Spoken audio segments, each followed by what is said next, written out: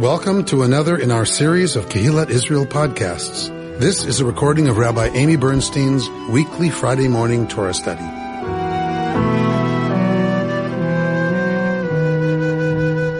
Welcome everyone. Shabbat Shalom. It's good to see everyone here. I know I am not your customary Friday morning rabbi. I'm Rabbi Nick Renner. For those of you who I have not met, I think I know most of the faces here.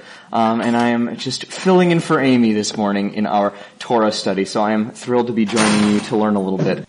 This week, we are back in Bamidbar, the book of Numbers. As a recap from last week we were in Parashat Naso. I understand that Rabbi Bernstein does the triennial cycle of readings. This is generally I tend to skip and jump around within the Parsha, so I'm going to do a little bit of that today with you all who are here to learn. Last week was Naso. In the Parsha of Naso, we had a lot of rules. We had laws about the priests, and we got this whole idea, this concept of Nazarites. It was a special caste who took on vows in order to be of special service. They refrained from drinking alcohol or having their hair cut in particular. If you see under Samson in the book of Judges, he was sort of the famous Nazarite, but we get that set of laws laid out in Naso. We also had the Birkat HaKohanim, the priestly blessing in the Parsha of Naso. So these were just a couple of pieces. I love getting to read that piece just because it's amazing to read something that was part of this whole priestly temple system, this priestly blessing that has survived all the way up to us and is part of our liturgy now and is part of our prayer service now. So it's amazing to see the way in which Torah continues to live through generations. So this week we are in Parashat Beha'aloteha. I'll give you all the chapter in a minute. I'm actually going to breeze through much of the Parsha and start a little bit further into it. This Parsha, Beha'aloteha in Numbers, I'll tell you anecdotally, it's probably the most difficult for our bar and bat mitzvah students to pronounce on the occasion of their b'nai mitzvah. It means this word, Beha'alotecha, in your ascent, all in that one word. And it has to do with, that word itself, with ascending to light the menorah that was of the temple service. And this menorah, this is not the Chanukiah, so thinking about the Hanukkah menorah, the one where we have 8 branches and then the one in the middle. Thank you, Bert, I was about to draw our attention to this menorah. You see this one in the corner there that has 3 instead on each side instead of 4, so a total of 6 with the one in the middle. That's the old traditional menorah that was used in the temple. So if you ever see menorot like that and wonder, well, why doesn't it have enough for Hanukkah? This is why. It was actually entirely of a different purpose.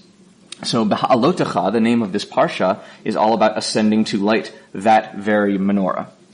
I want to continue, as I said, not start right at the beginning. I want to start a little ways in, because there's an amazing commentary on the nature of leadership and something fairly revolutionary that Beha'alotecha shares with us. So I'm going to skip over the first couple of chapters in this parsha, just to fill you in on where we are. These chapters have pieces all about the Levites. These were Aaron's people, the folks who tended and took care of the temple. So it has a couple of chapters all about the age limits and what ages they could be to serve in the temple. It has pieces talking about their purity and how to purify the Levites, how they can purify themselves for temple service. And then we get the observance of the second, you could say it's the first, I'll say it's the second Passover holiday. If the first Passover was when they were actually in Egypt, this is the second one. This is the first time they are celebrating Passover as Israelites in freedom. So they are on the march, heading to the land, and the first time they actually come back around and get Passover and have a sacrifice to mark that and remember that time. It's sort of interesting to think about because on Passover we talk about living that story as if we ourselves left Egypt. That's our commandment to do. These are folks that actually did leave Egypt in the narrative, so it's interesting to imagine their first Passover. So, they are on the move, as I mentioned. They are on the march, getting through Sinai into what is today geographically Jordan, on their way, winding their way up into the land.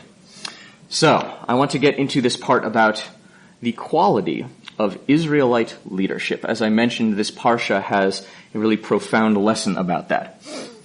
before we jump into the text, I want to introduce a framework that Sir Chief Rabbi Jonathan Sacks was using to examine this parsha. And he is connecting this parsha to an essay written by Rav Joseph Soloveitchik earlier in this century, called The Lonely Man of Faith. In this essay, Rav Soloveitchik speaks of two Adams, two Adam, this man. He speaks of the Adam one, who is the creator and builder and this human force in the world of agency, of really striving to make change and working to be an example, this exalted person. Rav Soloveitchik contrasts that Adam 1 with what he calls Adam 2. He says Adam 2 is a completely different personality. This is the covenantal personality. Adam 2 lives in obedience to a transcendent truth, and I'm quoting from the essay now, guided by a sense of duty and right and the will to serve. So let me recap those two personalities. The Adam 1, which is this agentive force of its own initiative. There's boldness to it in a way. Adam 2 is perhaps the contrast to that. The person who serves from humility, who serves as part of the covenant, as being in relation in this way, and does so with this sense of duty in mind rather than one's own force. Rabbi Sacks connects these two archetypes to a recent book by David Brooks, if anybody knows, the columnist from the New York Times. Talks about David Brooks writes about different human virtues and talks about the resume virtues in contrast to the eulogy virtues. It's an interesting binary to think about the kind of ways in which we would think about ourselves or write about ourselves. For me, this binary of thinking about human characteristics, I think about my time working at Hillel. As many of you know, before I came to KI, all through rabbinical school, I worked at Hillel, the Jewish Foundation for college campus life. And a lot of that work was sort of gently pushing college students to step outside of their resume thinking and thinking about their resumes and their jobs and a lot of their pre-professional training to examine somewhat deeper questions about who they were. Again, this is that same, I think it's nicely articulated by David Brooks, this same question of the resume virtues versus the eulogy virtues. The other interesting thing is that both Rav Soloveitchik and David Brooks, they raise questions about the extent to which either set of virtues, the extent to which the resume virtues are elevated in America, given the nature of our society, the nature of our free markets and such. They both raise questions about the ability to which we can actually bring the eulogy virtues, so to speak, this Adam 2, that set of human characteristics, into our public lives and into our public discourse. Does anybody have any thoughts about that piece? I just want to put that on the table in terms of what we're looking at. Yeah, Laura. I attended the high school graduation where the student speaker talked about this article on the eulogy virtues and the resume virtues. So here was an 18-year-old on the verge of college, and she was urging her peers to enhance those, what she described, and she listed kindness, loyalty, compassion, friendship. And so that was, I think, hopeful that an 18-year-old could be extolling those things before they even reach the level of the kids that you were working at. And it's not to say that they won't be focused on it. I think they're high achievers, but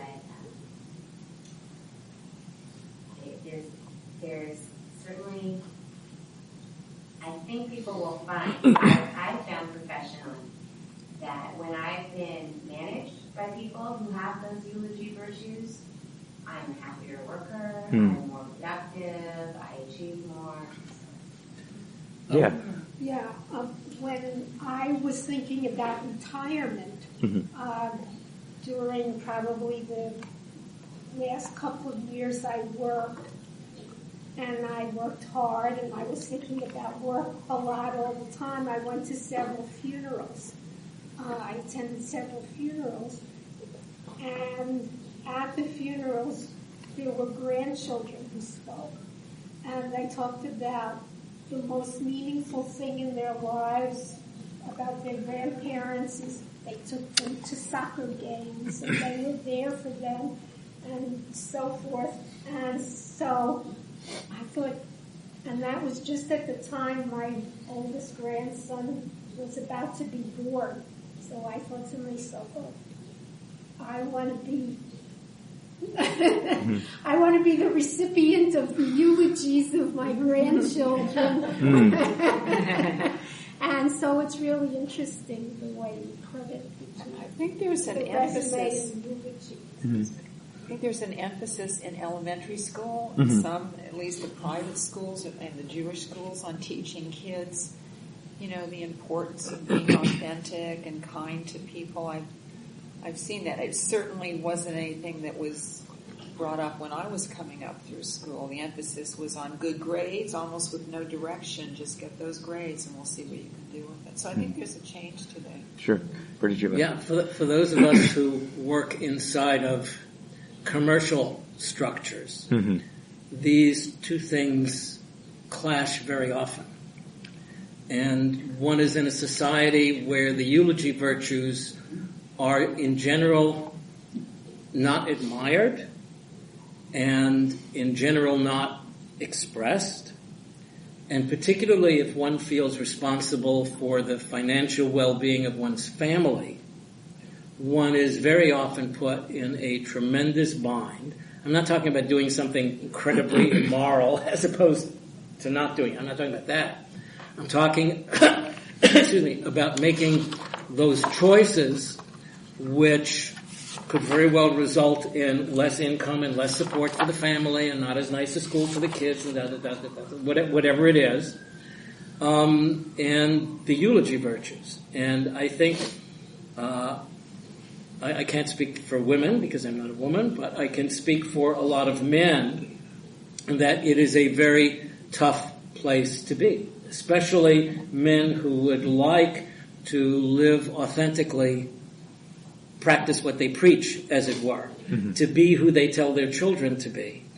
So I don't have the answer, and this is all tied up with how much is enough. How much is enough? And I think that in a society where, to a large extent, it's never enough. It's never enough. We're always, it should be more. This puts, it makes it particularly difficult. I think everybody would agree we want to live by the eulogy virtues, but it's tough, and one has to make choices, and they're not always really clear cut. Right. I guess that was one. So the excellent points, particularly salient given that we live in one of the most affluent areas of the wealthiest nation in the history of the world in terms of what we have amassed in terms of capital. It's a remarkable discussion to be having to bring this conversation to the table, perhaps even somewhat countercultural, given that an 18-year-old needs to declare this to her peers in a way. Do you have another point? I was going to say, I've been very fortunate because I always thought, I'm a homemaker and whatever it is, that's not complicated. But I'm not out there because I think out in the world, it's very basically law of the jungle. Who's the fittest, who's the strongest. And a lot of the choice men have to make, or women who are in the workforce for survival, are not always, as you said, it's not clear cut how far or how much is enough or all of that comes around. Yeah. I don't have to make these choices. I have other choices to make with the house. And to integrate that kind of idea of law, of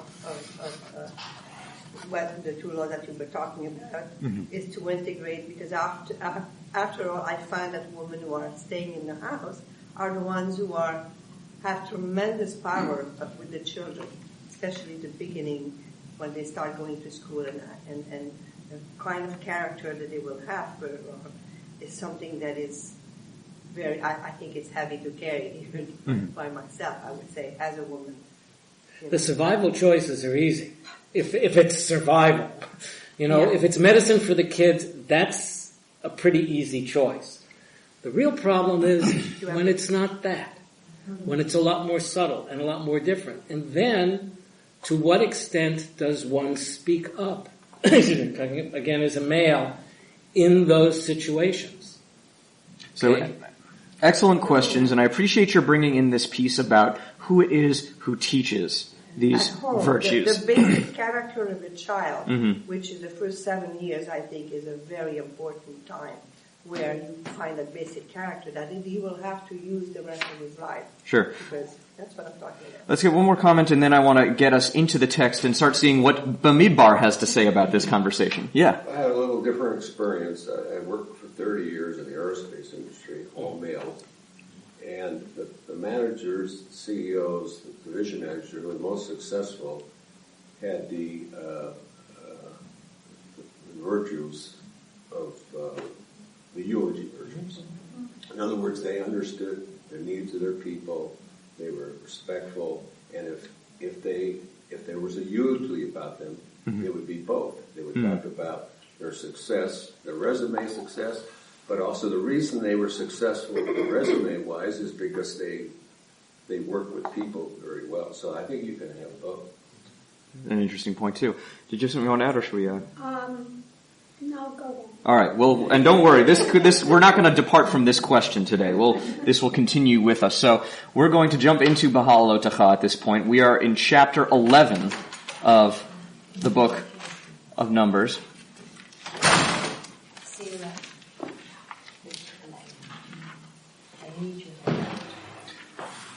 Chapter 11 at the very beginning. We're going to read the first series of verses about the people, and then we're going to hear Moshe's response. Does somebody who has found the beginning of chapter 11, I'm in a different book than you all, so I can't give you the page number, but does somebody want to pick us up, start us reading? You could read a verse or two and then pass it on to somebody else. It looks like page 855. 854. 854. Chapter. The people took to complaining bitterly before Adonai. Adonai heard and was incensed. A fire of Adonai broke out against them, ravaging the outskirts of the camp. The people cried out to Moses. Moses prayed to Adonai, and the fire died down. That place was named Taberah, because a fire of Adonai had broken out against them. The riffraff in their midst felt a gluttonous craving, and then the Israelites wept and said, "If only we had meat to eat. We remember the fish that we used to eat free in Egypt, the cucumbers, the melons, the leeks, the onions, and the garlic. Now our gullets have shriveled. There is nothing at all, nothing but this manna to look to." Now the manna was like coriander seed, and in color it was like bdellium. The people would go about and gather it, grind it between millstones, or pound it in a mortar, boil it in a pot, and make it into cakes. It tasted like rich cream. When the dew fell on the camp at night, the manna would fall upon it. Okay, so I want to just pause right there. So we have a great complaining, outcrying, upset from the people. Any questions or comments on this section? It's not the first time. It's not the first time, and they're kvetching. Absolutely. Yeah, I looked. I have a note here. I'm looking out of the JPS Torah commentary, which is a more academic, scholarly interpretation. It talks about this bdellium is, in Hebrew, bedolah, it is a resin. So they're basically taking this ground up resin and forming it into cakes that they're cooking. This is what the manna experience is. So perhaps it doesn't sound too appetizing. But it tastes like rich cream. Yeah, they have me at rich cream. Alright, so maybe not so bad then. Maybe if the resin tastes like rich cream, maybe that's not too bad. Either way though, the people are kvetching, and Ruben, as you pointed out, this is nothing new. This is what we get here. Any other pieces before we move on to Moses' response? I was just struck by the fact that there was perspective and there was no gratitude. Right. Okay, there is an absence of gratitude. I want to, parenthetically and tangentially, I want to apologize for the noise from whatever is happening with the ECC next door, the drumming or what have you. But it's something that they're doing with the children. So, all for our youth. The other thing is they're going back to slavery and saying how wonderful it was, because Very we good. had everything provided for us, actually by the Egypt. Well, it's being provided now. The difference is it's being provided by God, and it's kind of boring. But they're looking back and kind of forgetting the slavery piece. Yeah. So They're not saying, boy, are we glad we got out of there. I don't care what the food was like. I won't go back there for anything. an utter lack of gratitude, as you mentioned it, and they are looking back at, boy, wasn't slavery great when we had all that great fish that the Egyptians would feed us as opposed to the manna? Perhaps and garlic and leeks and onions, whatever else they're mentioning here. You can lose perspective when you're very hungry. Yes, you can lose perspective when you're hungry. You can lose perspective when you're not hungry, in fact. As they do have this, or when the food is boring, you can lose perspective at just being bored. Chicken again? For anybody who has heard that from younger members of the family, we have to eat this again. Like, it's that same imperative. So, we're going to continue to hear Moses' response. Verse 10. Does somebody want to pick it up for us? Moses heard the people weeping, every clan apart, each person at the entrance of his tent. The Lord was very angry, and Moses was distressed. And Moses said to the Lord, "Why have you dealt ill with your servant? And why have I not enjoyed your favor, that you have laid the burden of all this people upon me? Did I conceive all this people? Did I bear them, that you should say to me, carry them in your bosom as a nurse carries an infant to the land that you have promised on oath to their fathers? Where am I to get meat to give all the people? When they whine before me and say, 'Give us meat to eat,' I cannot carry all this people by myself, for it is too much for me. If you would deal thus with me, kill me rather, I beg you, and let me see no more of my wretchedness." Okay. Responses. That's an interesting response to the kvetching, as we heard. What's that? Super kvetching, uber kvetching, that's right. What do people make of this response?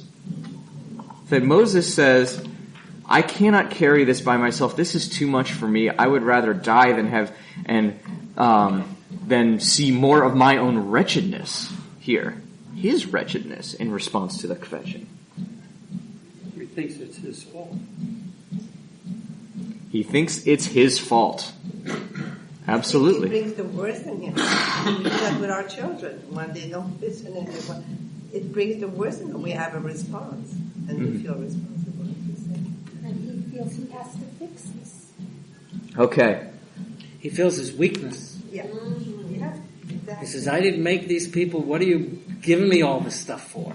He feels his perhaps weakness, perhaps the word I might use is also limitation. Mm-hmm. He's not able to deliver all of this meat for these people. He doesn't have a mechanism by which to fulfill their desires. He feels very strongly the gulf between his limitation and this.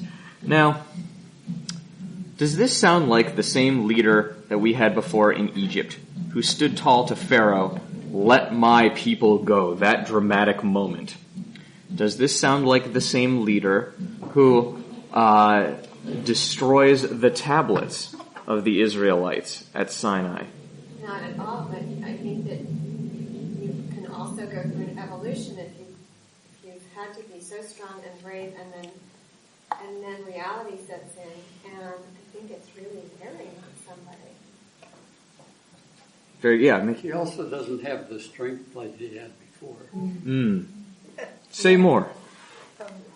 Well, here he is a leader, he's gung-ho, and he's not afraid of anything because he's got God to take care of him. And as the years roll by, he starts to age. Physically, he can't do it like he did. Can't carry himself.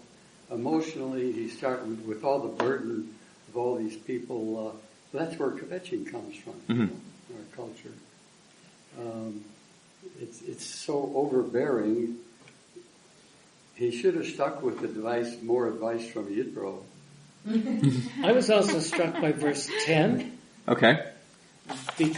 Moses heard the people weeping, every clan apart, each person at the entrance to his tent. Even though it's his people, it sounds like everybody now is separate. There's no more... Interesting. Because the clans are all separate. and everybody's at his own tent. They're not like together. So I think that maybe is another failure of his. To keep the people together. An excellent point, that perhaps a piece of this discontent is a feeling of disunity, a lack of union amongst the people, this feeling of apartness, feeding their, whether that is discontent or boredom as was suggested. But perhaps that's a piece of what's breaking down in his leadership. Other thoughts? Or was that a hand back there? Oh, no. Well, no, I think I'm mentally, emotionally agreeing with what's been said. And to me, it doesn't sound like a different leader. It sounds like the leader who's exhausted and doesn't know what to do anymore, and is the parent who the baby's crying and this and that, and they just gotta lock yourself in the bathroom and say, what can I do? I don't know what to do anymore. Yeah. I think this has to do with everyday responsibility to keep people happy and going and well fed, which is different than dramatic exit or rebellion in a climax kind of situation. This is, he's not Costco. He can't supply everything. Not every day is the Exodus with all of what that entails and how epic that is. There is the everyday also, yeah. He's acting very much like a parent who will defend its cub, but when he has to hear the child wailing and whatever, it becomes too much. Sure. And what I see is like there's one parent and a bunch of children. There's nobody mature enough to support him or give him some tips or something. I think you're alone. You're right to uplift that, and it sounds like Moses is thinking the same thing. Moses said, did I conceive all this people? Did I bear them that you would say, carry them in your bosom as a nurse carries an infant? What, I'm supposed to be the parent here? It sounds like Moses is feeling exactly what you are articulating in that sense, and perhaps even rejecting it to some degree in that questioning of it. Your thoughts? At the end, though, he says, I can't bear this alone. And so there's the sense that he's saying, you told me to take them out of Egypt. Is there anything else? Are there people who can help me? It kind of leads into the next piece. That's right. We're going to come back. But Moses is asking for it. That's right. So we're going to come back to that in just a moment. Before we jump into that, though, I wanted to ask, does this sound like Adam 1 or Adam 2? Which set of virtues are we seeing here in this leader? What kind of a leader is this we are seeing? Is this Moses 1 or Moses 2? The Moses of great agency and power and initiative, or the one who is humble and duty bound? Duty bound. To me, it's one presented with his limitations. Okay.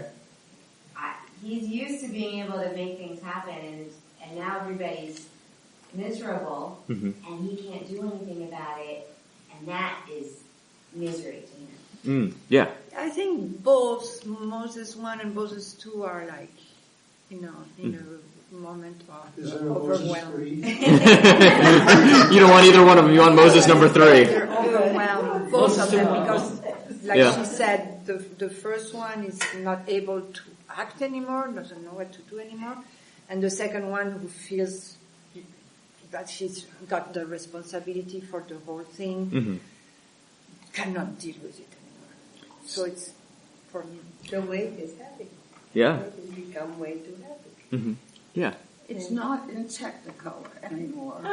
Interesting. And what is the next act? Is the question. The exact question to ask, and so we'll continue moving forward. Bert was alluding to, hey, look, he's not going to be alone anymore. Does somebody want to pick up reading now? We're on verse 16. Then the Lord said to Moses, gather for me 70 of Israel's elders, of whom you have experience as elders and officers of the people, and bring them to the tent of meeting, and let them take their place there with you. I will come down and speak with you there, and I will draw upon the Spirit that is on you and put it upon them. They shall share the burden of the people with you, and you shall not bear it alone. Okay, so that sense, somehow alleviating that aloneness of it. It's interesting to think about Moses as a character. We oftentimes think about Moshe Rabbeinu, the greatest prophet of all Jewish tradition, this monolithic figure. And here in the text, this is not even during Moshe's greatest challenges of the Exodus and leaving Egypt and challenging Pharaoh and the people. This is after all of that. We get this interesting opening up of authority, sharing of authority. Perhaps it's the Reconstructionist in me who wants to call it a democratization of authority. That somehow these 70 elders are going to be part of the project with Moshe. Thoughts? This is before his father-in-law appears with another idea for him to share the burden. Yeah. You're talking about in the You're talking about Yitro. When we Yitro already comes, studied that. So it's too much for him. I think that's before this. Yeah, so Yitro is a ways back, before. It's already happened. He's already been there. Right. Okay. So it's interesting to think about Moses' humility there. I also thought about the moment of the burning bush. When the bush is saying, here, come speak to me, and Moses says, me? Really? I'm supposed to be the grand one? He has great humility there too, yeah. I think probably we've all experienced it where we've had a great moment, whether it's a marriage or the birth of a child or graduating from school. Mm-hmm. But then it's the next part where, you have to keep going. And the hardest part is to keep going and go from A to B to C to D. Mm-hmm. And because when you're doing the great thing, you have all this energy. You have your spirits are up, everyone's with you. But when you have to plod through the next parts, that's when the hardest part of life is. Excellent, yeah. God is a management consultant.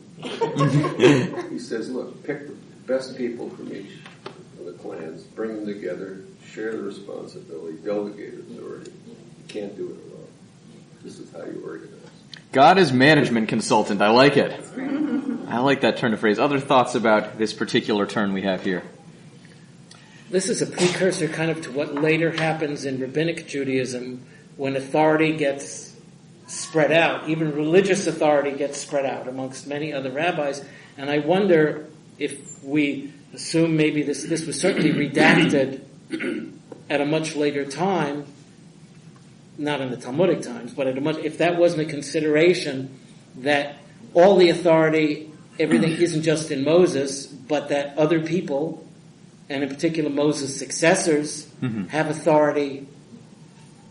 So, excellent. I'm glad you're taking us to this place of considering the history and the actual lived experience of post-Israelite Jewish people. So, this 70 elders model, it's interesting to wonder when that may have made its way into this text. As we know, this text has been redacted and changed and is not necessarily the exact verbatim word that it once was. This 70 model, this pops up again in the Talmud. This becomes the model for rabbinic leadership. I don't know, has anyone ever heard of the Sanhedrin? So if anyone has heard that word before, it's not even originally a Hebrew word. It comes from the Greek, from synderion. And it's this model of some kind of unity, a body coming together. If you think about that prefix synthesize, synderion, Sanhedrin, this is the same linguistic construct we're seeing here in this word Sanhedrin. That Sanhedrin was this body of rabbinic elders, this court, that were the leadership. They were the political leadership, the religious leadership, and again, this is a group of people who would not have necessarily distinguished between political and religious leadership, but this was the council of sorts that provided leadership to rabbinic Judaism, to the Jews of the time of the Talmud. This is a model that we're seeing here that actually will persist through Jewish history and Jewish experience. One really important difference What is the basis for Moses' leadership? God. Moses, that's true. That's absolutely true. And I would suggest that the rabbis of the Sanhedrin would say that they are also exercising their leadership in the name of God, with the direction of God. What other really important difference exists between Moses and his kind of leadership versus the rabbis? Supposedly he spoke to God face to face. Prophecy. Exactly. It's this nature of prophecy that distinguishes it. The rabbis of the Sanhedrin, those 70 council, they don't assert to be prophets. They don't assert to have any kind of nivu'ah, this Hebrew word we have for prophecy, this kind of communication with God. Now, granted, Moses is, as we see in Devarim, we see also here, the greatest of all prophets. Never again, it says in Deuteronomy, the very end of the Torah says, never again would a prophet rise like Moshe. So, I want to continue now. Excuse me, did you say that the Sanhedrin existed before the destruction of the temple? No, the Sanhedrin was post-destruction, but that model of 70. Yeah, well, but you're saying that they, I'm just not sure how the concept of the Sanhedrin influenced the writing here in the Torah. I'm not sure it did. This model of having 70 elders is something that persists from before and from after. The construct of the Sanhedrin is a later construct, this Greek overlay onto it linguistically that we see, but this idea of 70 elders who rule over something, who exercise power in this way, that's a really ancient idea. And it's not clear where that comes from, where that impacts the text here, and where that exerts impact onto later leadership. You're absolutely right. The Sanhedrin did not go back and redact this to be 70, but this concept of the 70 that we get here as somehow this prototype, this model of what shared leadership looks like is a really ancient one. That's the piece I'm trying to uplift in that way. Is that clearer? Yeah, well, okay. Does the gematria of 70 mean something? I'm sure it does. It is 7 times 10. Yes. And so those are two important. But how Jewish were the things. 70 chosen? How did they elect themselves, or who This or the said you Sanhedrin? be one of the 70?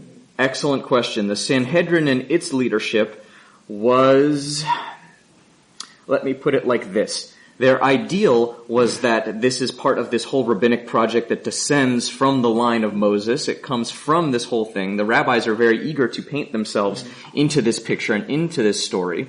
The reality was a little bit more political than that.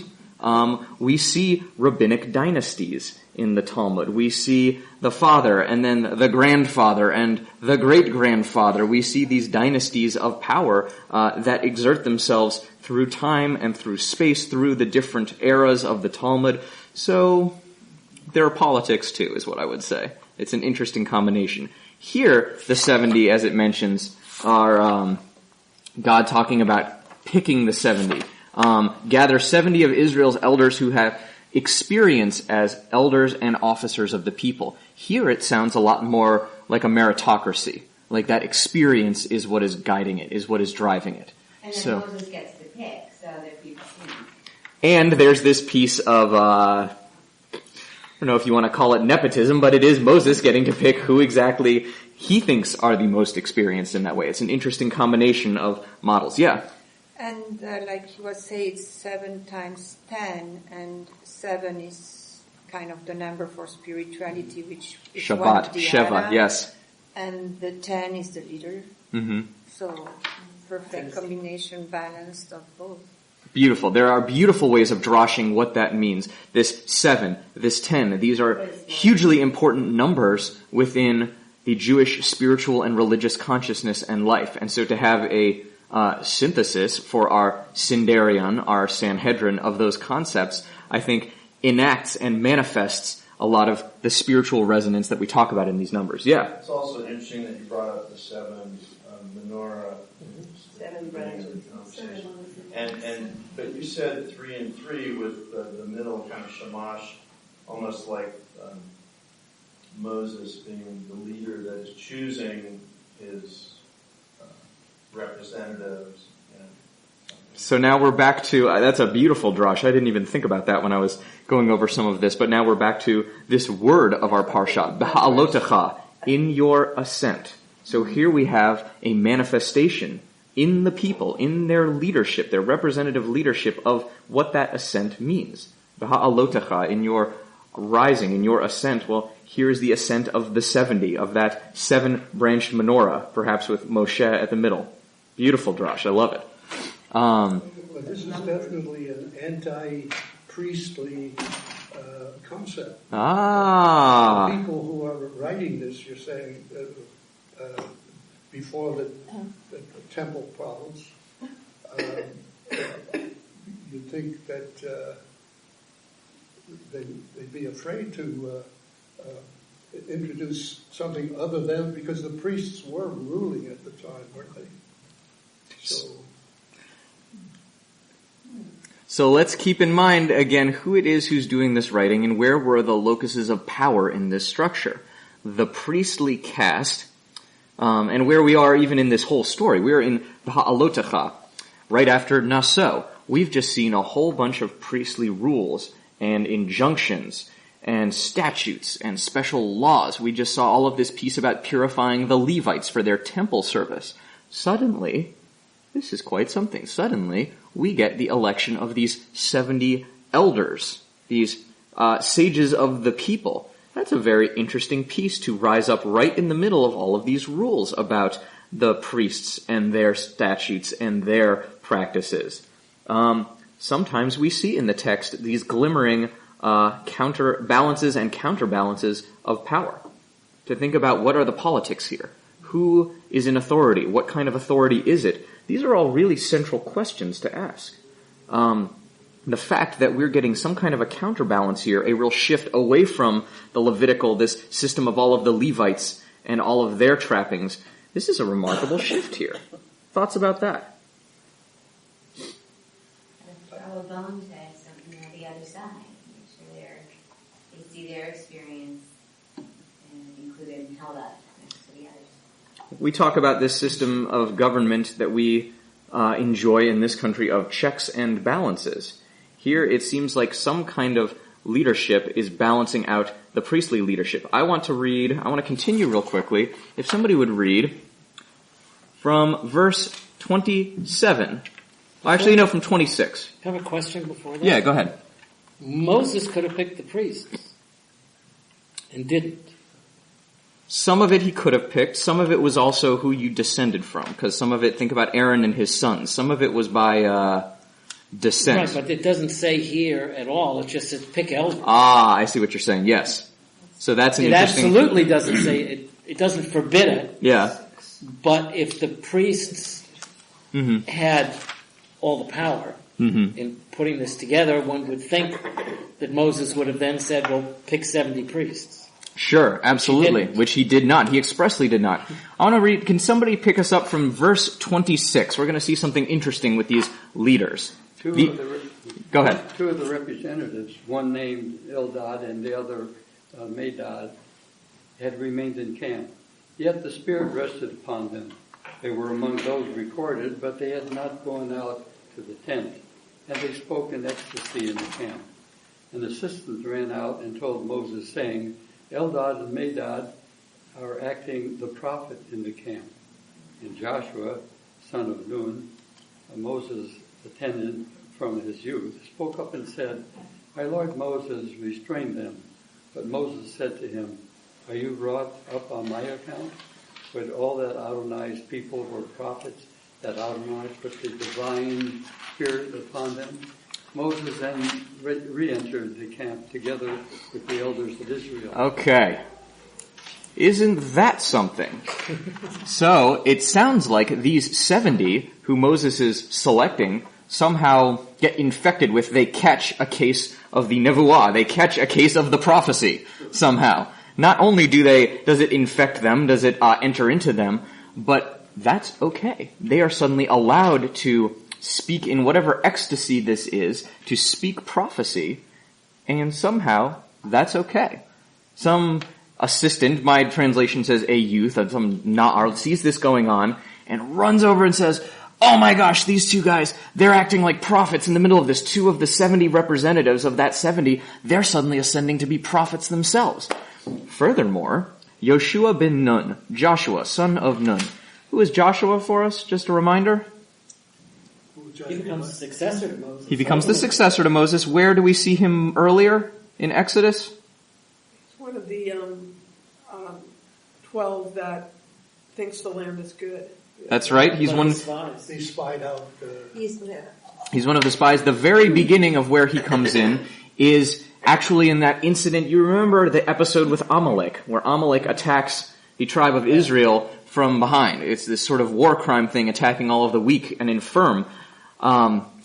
Yoshua, in that account, we remember that when Moses is lifting his hands, the battle goes toward the Israelites. When he lowers them, they begin to lose. Well, Joshua's right in the middle of that epic too. Joshua is the military commander. Joshua remains the military commander. He is Moses' successor, that's true. What we see from Joshua in the book of Joshua, we don't get it in the Torah, Joshua is the one who leads the Israelites. They're almost, this group of bedraggled survivors of the Exodus becomes essentially a hardened shock force. And they lance out into the land and they are able to win a lot of battles very quickly. Joshua is a very different model of leader than Moses. We don't see a whole lot about Joshua's prophecy, but we do see him as the Bible's, in some way, consummate military commander. So it's very interesting here. Now we have this 70, we have this power sharing. That power sharing might be, well, as Bert points out, is distinctly not priestly in nature, but sounds like it takes on glimmers of prophecy, and then the military commander doesn't seem to like it. Does this sound like any kind of contemporary government or contemporary, you could make a movie about this and put it on Netflix or something like that. This kind of political intrigue, I would suggest, between the military commander, the priests, and their authority, and then also the prophets. First Moshe as the consummate prophet, and then him sharing his prophecy. But what he does here is really remarkable. He says, that's okay. That's all right. He says, how wonderful would it be if all of Bnei Yisrael, if all of the Israelites could have some glimmer of that prophecy, some glimmer of that connection with God? Thoughts, responses? Again, it suggests that this was written by people at a time when people were not too happy with the priesthood. Okay, very good. Maybe we're reading discontent with the priests in this piece. Yeah. I'm just thinking about the present and how different would the world be if more of us were connected. What an amazing question to ponder. What would that mean if there were more of us who did experience what this text calls nivu'ah? It's hard to imagine in many ways. It really is. It's a very democratic idea that everybody could be a prophet. Yeah. The problem, of course, is, quote, false prophecy. Sure. God made me do it. And has been used as an excuse too many times. And that takes on politically dangerous glimmers when we get into messianism. But I don't want to go down that road today in particular. For another time, yeah. It reminds me of the executive director of the nonprofit law firm that I worked at, who was always saying, share credit, and it does not diminish your achievements when you give credit to somebody else. It raises you up. And so that was, my formative, first job years, and I found that in other venues to be the case. And so whether this will result in success or not, it is, to me, the ideal form of leadership. Somebody who says, there's room for everyone to succeed, lift everyone up. As a writer, I've seen now the kind of writer who's giving more credit. Fantastic. I'm going to share your successes with more people. And then there are those who want to lift the ladder up and say, now I've got here, nobody else can. And to me, I don't see that one model or the other enhances a person's success. As what I see is it makes you a happier person if you can share the success that you've had with others. So this piece that in some ways might even be, there's an extent to which it's almost intuitive that, oh yeah, one can be happier, as you mentioned, if you can share in the journey, if you can share in the authority in some of those pieces. Yes, it is important to maintain some semblance of cohesion of authority. We see the people sort of all breaking into disunity. We see the true perils of that in the book of Judges. But within that context, one doesn't have to be the almighty, all-powerful, absolute, monolithic ruler. And the thing about that idea that this text is saying to us, that's a really revolutionary thing.